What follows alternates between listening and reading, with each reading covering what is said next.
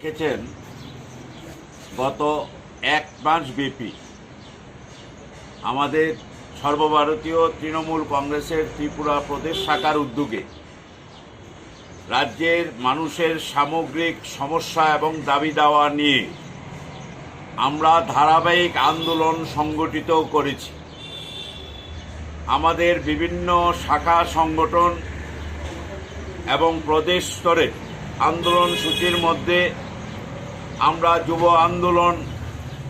যুব শাখার উদ্যোগে বিভিন্ন জায়গায় ডেপুটেশন, আমাদের এসসি সেল সারা রাজ্যে মহকুমা শাসকের নিকট গণ ডেপুটেশন দিয়েছে।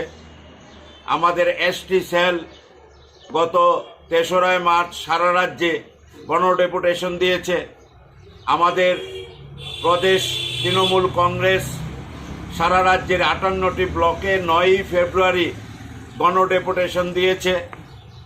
এবং আজকে এই এক মাস ব্যাপী যে আন্দোলনের আমরা সূচনা করেছিলাম, আগামী ৭ই মার্চ আমরা এই সমস্ত সমস্যা নিয়ে, দাবি দাওয়া নিয়ে আমাদের রাজ্যের মুখ্য সচিবের নিকট ১৫ দফা দাবি নিয়ে আমরা কেন্দ্রীয় মহা মিছিলের মাধ্যমে আমরা গণ ডেপুটেশন দেব আগামী ৭ই মার্চ সকাল ১১টায়। আমরা এই দাবি দাওয়াগুলোর মধ্যে বিশেষ করে রাজ্যের আইন শৃঙ্খলার চরম অবনতি ঘটেছে।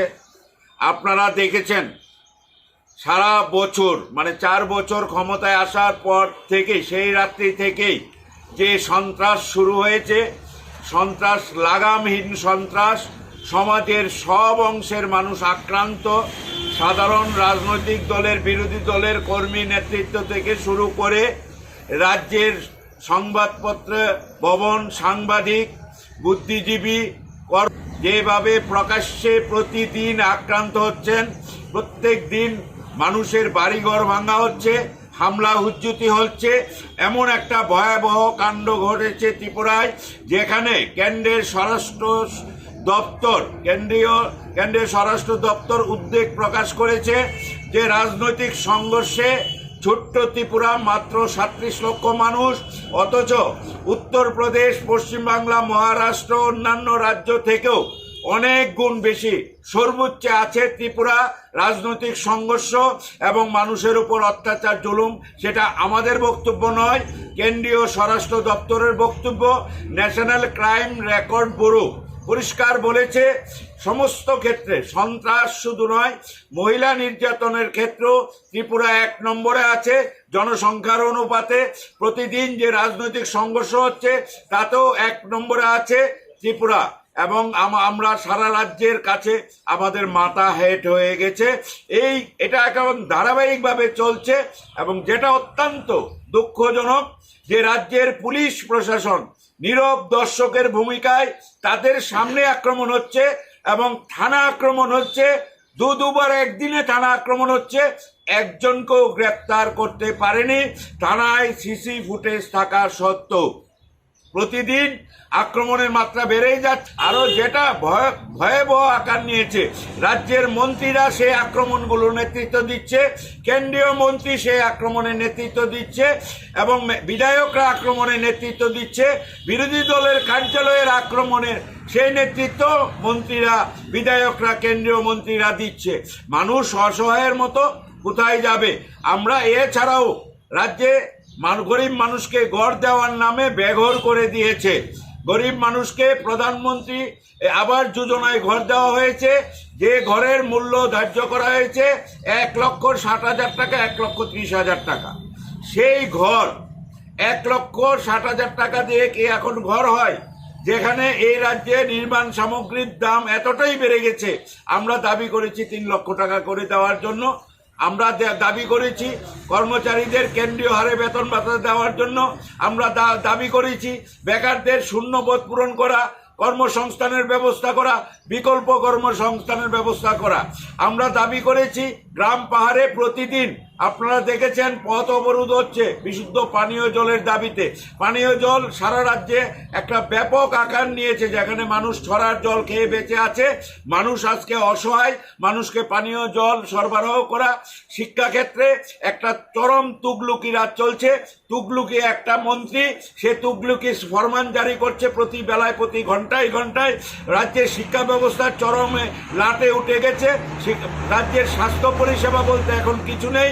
শূন্যের কোটায় মাননীয় মুখ্যমন্ত্রী, উনি স্বাস্থ্যমন্ত্রী, উনি সময় দিতে পারছেন না। হাসপাতালগুলো, দুটো মেডিকেল কলেজ, জেলা হাসপাতাল, মহকুমা হাসপাতাল, প্রাথমিক স্বাস্থ্যকেন্দ্রগুলো মুখ থুবড়ে পড়েছে। ডাক্তার নেই, নার্স নেই, স্টাফ নেই, মেডিসিন নেই, এমন একটা অসহায়ের মতো চলছে। কৃষি ব্যবস্থা চরম বিপর্যয়ের মুখে। কৃষকরা কোনো রকম ধান পাচ্ছে না, সার পাচ্ছে না, বীজ পাচ্ছে না, সময় মতো কিছু হচ্ছে না। সমস্ত সারা রাজ্যে এই যে সেচের পাম্প সেটগুলো বন্ধ হয়ে আছে, সেচ ব্যবস্থা মুখ থুবড়ে পড়েছে। এডিসি এলাকা ভয়াবহ আকার ভেঙে পড়েছে এবং রাজ্যে তফসিলি জাতি, তফসিলি উপজাতি, সংখ্যালঘু ওবিসি মোর্চা তাদের যে দাবি দেওয়া, এগুলোর প্রতি রাজ্য সরকার কর্ণপাত করছেন না। হকার উচ্ছেদের নামে মানুষের মুখের গ্রাস কেড়ে নিচ্ছে।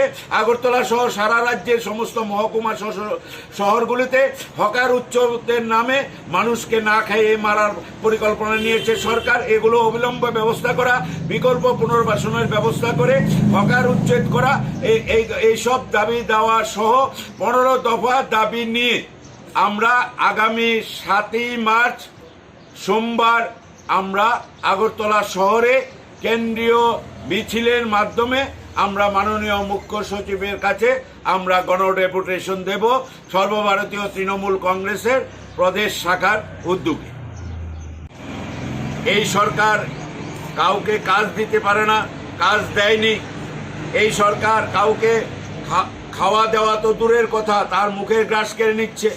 গতকালকে টেটের যারা টেট করে এসছে, মুখ্যমন্ত্রী এবং শিক্ষামন্ত্রীর প্রতিশ্রুতির পরিপ্রেক্ষিতে যে ওনারা বলেছেন 14,000 শিক্ষক আজকেই নিয়োগ করতে পারেন, কিন্তু আমরা টেট উত্তীর্ণ শিক্ষক পাচ্ছি না, বিএড করা শিক্ষক পাচ্ছি না।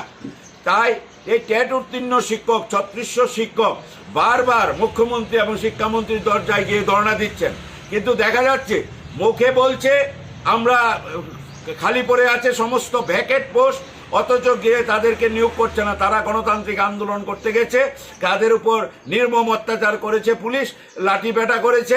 রাজ্যে 10,323 কিছুদিন পরে পরে একটা প্রতিশ্রুতি দেয়, নির্বাচনের আগেও প্রতিশ্রুতি, নির্বাচনের পরেও কখনো মুখ্যমন্ত্রী কখনো শিক্ষামন্ত্রী নাটকীয় ঢঙ্গে তাদেরকে প্রতিশ্রুতি দেন এবং প্রতিশ্রুতি একটাও পালন করা হয়নি। এখনো প্রায় প্রতিদিন পালা করে আত্মহত্যা করছে 10,323 শিক্ষক। তাদের জন্য আমাদের এই আমরা আগামী দিনে আমাদের দাবি সনদে রেখেছি।